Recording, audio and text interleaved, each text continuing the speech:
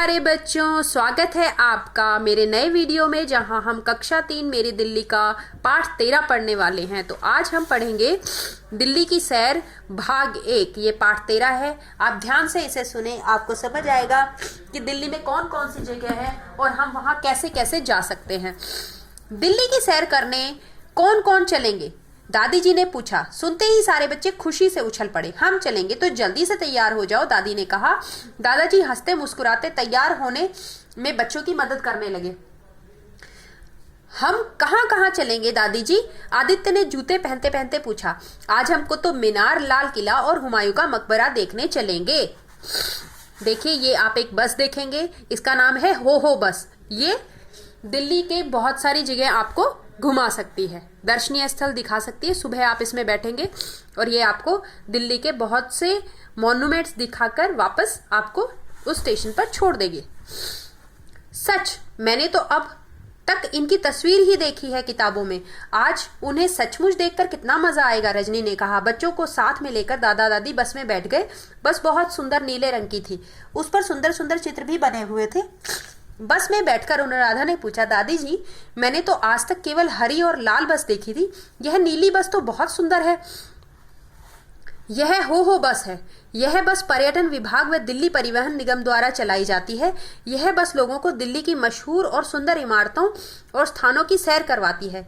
इसका फायदा यह है कि एक बार टिकट लेकर हम किसी भी हो बस में बैठ सकते हैं। पूरे दिन हमें बस छूट जाने की चिंता ही नहीं करनी पड़ती। फिर तो हम किसी भी जगह जितनी देर चाहे घूम सकते हैं। हाँ, ठीक कहा तुमने। तो सबसे पहले हम कहाँ जा रहे हैं दादी जी? सबसे पहले हम देखेंगे बहुत ऊंची मीनार, कुतुब मीनार, पत्थरों से बनी कुतुब मीनार। कुतुब मीनार। अब दादा दादी जी और बच्चे कुतुब मीनार पहुंच गए। चौड़ी सड़कें, हरे भरे पार्क, साफ सफाई देखकर तीनों बच्चे खुश हो गए। गेट से अंदर घुसे। कुतुब मीनार की ऊंचाई देखकर तीनों हैरान रह गए। फोटो में कितनी छोटी सी दिखाई देती है, यह तो बहुत ऊंची है। हाँ, यह मीनार 73 मीटर ऊंची है, यानी 73 मीटर ऊंची है। आज तो इंसान के पास ऐसी मशीनें हैं कि वह इससे ऊंची इमारतें बना लेता है, लेकिन यह मीनार सैकड़ों साल पहले बनाई गई थी। उस समय तो बिजली भी नहीं होती थी, इंजन या क्रेन भी नहीं। सोचो, ऐसे समय में केवल हाथों से चलने वाले औजारों से इतनी ऊंची मीनार कैसे बनाई होगी। हाँ दादी जी, इस पत्थर का नाम क्या है? यह बलुआ पत्थर है। पुराने समय की कई इमारतों में इस पत्थर को देख सकते हैं। इसे काटना और इस पर कुरेद कुरेद कर चित्र बनाना आसान होता है। वैसे कुतुब मीनार में यह पत्थर बाहर ही लगा है। पूरी मीनार तो रोड़ी से बनी है। इसे मेहरौली में ही क्यों बनवाया गया दादी जी? उस समय पूरी दिल्ली में मेहरौली सबसे बड़ी बस्ती थी, शायद इसीलिए राजा ने यहाँ यह मीनार बनवाई होगी। कुतुब मीनार के बनने की कहानी बहुत रोचक है। इसे किसी एक राजा ने नहीं बनवाया, इसे बनवाना शुरू किया था दिल्ली के राजा कुतुबुद्दीन ऐबक ने।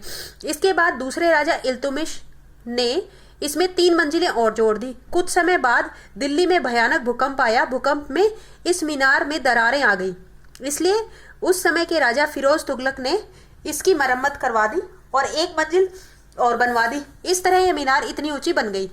400 सालों के बाद फिर यहाँ भूकंप आया था। अब एक अंग्रेज इंजीनियर ने इसकी मरम्मत करवाई।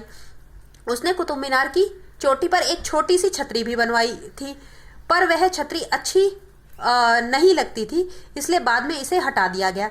वह छतरी यही मैदान में पड़ी है। अरे, यहाँ तो एक अनोखी घड़ी भी है। हाँ, यह धूप घड़ी है।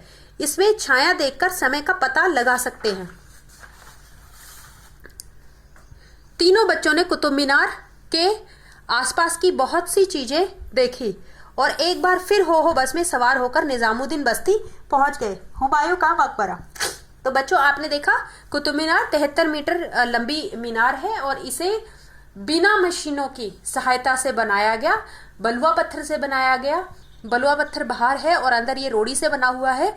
और कैसे अलग अलग राजाओं का योगदान इसके बनाने में रहा, वो मैंने आपको बता दिया है। अब हम हुमायूं के मकबरे के बारे में जानेंगे। बच्चों, यह पूरी दुनिया में प्रसिद्ध हुमायूं का मकबरा है। दादाजी, यह तो देखने में ताजमहल जैसा लग रहा है। हाँ, कुछ लोग मानते हैं कि हुमायूं के मकबरे को देखकर ही ताजमहल बनाया गया था। आपने ये चित्र देखा हुमायूं के मकबरे का? काफी कुछ ताजमहल जैसा लगता है। दादाजी, हुमायूं का मकबरा किसने बनवाया था? हुमायूं ने? नहीं, इसे हुमायूं की पत्नी हाजी बेगम ने बनवाया था। हुमायूं तो बहुत बड़ा आदमी होगा, तभी तो इतना बड़ा मकबरा बनाया गया उसके लिए, है ना दादाजी? हुमायूं उस समय दिल्ली का राजा था। उसकी पूरी जिंदगी लड़ाइयाँ करने और इधर उधर भटकने में बीत गई। जब उसकी मृत्यु हुई तो उसकी पत्नी ने उसकी याद में यह मकबरा बनवाया। यह मकबरा तो बहुत सुंदर है दादी, यहाँ का बगीचा भी कितना सुंदर है। रजनी ने कहा। हाँ, जरा बताओ तो इस मकबरे में यह कौन सा पत्थर है? बलुआ पत्थर। तीनों बच्चे खुशी से चिल्लाए। थोड़ी देर हुमायूं के मकबरे में रुकने के बाद सब चल पड़े लाल किला देखने। तो देखा बच्चों आपने, हुमायूं का मकबरा, यानी हुमायूं जो राजा था दिल्ली का, उसका ये मकबरा है और उसकी पत्नी ने इसे बनवाया था। ये भी लाल बलुआ पत्थर से बना है। लाल किला को अगर हम देखें तो लाल किला कहाँ है दादी जी? आदित्य ने रास्ते में पूछा। लाल किला पुरानी दिल्ली में है। पुरानी दिल्ली का पहले शाहजहानाबाद कहते थे। शाहजहानाबाद का मतलब है शाहजहां का नगर। शाहजहां कौन था दादी जी? शाहजहां उस समय दिल्ली का राजा था। शाहजहां ने ही लाल किला, जामा मस्जिद और आगरा का ताजमहल बनवाया था। वह उसी में रहता था। बातें करते करते बस लाल किले में पहुंच गई। टिकट लेकर सब अंदर पहुंचे। लाल किला भी बलुआ पत्थर से ही बना है ना दादी जी? हाँ, इसी लाल पत्थर के कारण इसे लाल किला कहते हैं। यह बहुत बड़ा है दादी जी। इतने बड़े किले में रहता था शाहजहां? अरे वह अकेला थोड़ी ही रहता था, उसके साथ पूरा शहर रहता था। किले के अंदर सैकड़ों लोग। उस समय के शहर आजकल की तरह बड़े बड़े नहीं होते थे। भीड़ भाड़ भी कम थी। लोग पैदल ही पूरे शहर में घूम लेते थे। लाल किले के बारे में हमें और बातें बताइए ना दादी जी, बच्चे बोले।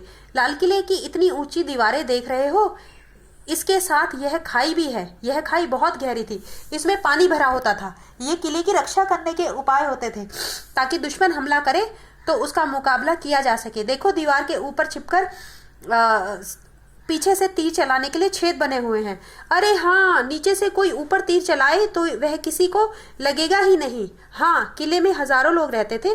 उनकी सुरक्षा के लिए सुरक्षा का इंतजाम करना जरूरी था। दादी देखो, इन दीवारों पर कितने सुंदर डिजाइन बने हुए हैं। हाँ, लाल किला अंदर और बाहर दोनों तरफ से बहुत सुंदर है। इस पर लहराता हुआ तिरंगा झंडा देख रहे हो?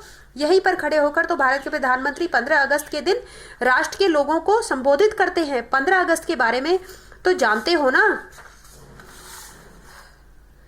हाँ दादाजी, 15 अगस्त के दिन ही तो हमारा देश अंग्रेजों की गुलामी से आज़ाद हुआ था। तो देखा बच्चों, आज हमने हो बस में सफ़र देखा, कुतुब मीनार गए हम, हुमायूं का मकबरा हमने देखा, लाल किला देखा। तो ये भाग 1 है। भाग 2 में हम और जगहों के बारे में जानेंगे।